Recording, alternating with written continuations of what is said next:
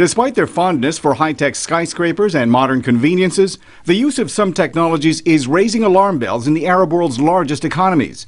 Saudi Arabia and the United Arab Emirates are demanding that Canadian phone maker Research in Motion provide backdoor access to secure data from its BlackBerry users or risk suspension of its popular messaging services.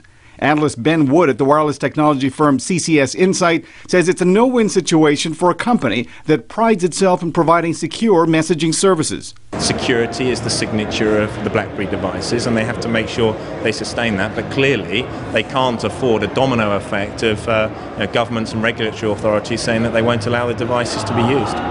India and Indonesia are among a group of other countries also taking issue with RIM because of what they say are threats to national security. U.S. government officials say such concerns are legitimate, but digital rights advocates worry about the potential for abuse, especially by authoritarian regimes. Leslie Harris is president and CEO at the Center for Democracy and Technology in Washington. In the UAE, this whole fight started because people were using BlackBerry Messenger to organize around, this sounds ironic, the high cost of fuel in the UAE. It was a political organizing, not necessarily one that would touch on national security.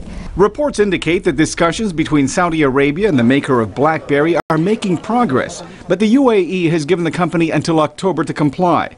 Harris says the individual's right to privacy is at risk, and consumers should be wary that anything they text or post online can and may be used against them. It's not just government access, it's lawsuit access. It's, where you've been in the middle of a divorce and a child custody. This is starting to happen. Harris says the BlackBerry discussion is worthwhile if it makes people think twice about how much information they make public, and helpful if it prompts governments to enact stricter safeguards. The danger to consumers is that you put more and more information online, the companies collect it, they sell it, they bring it together into fairly rich portfolios of who you are, what you're doing, and then the government, because the legal standards are so low, can just get it.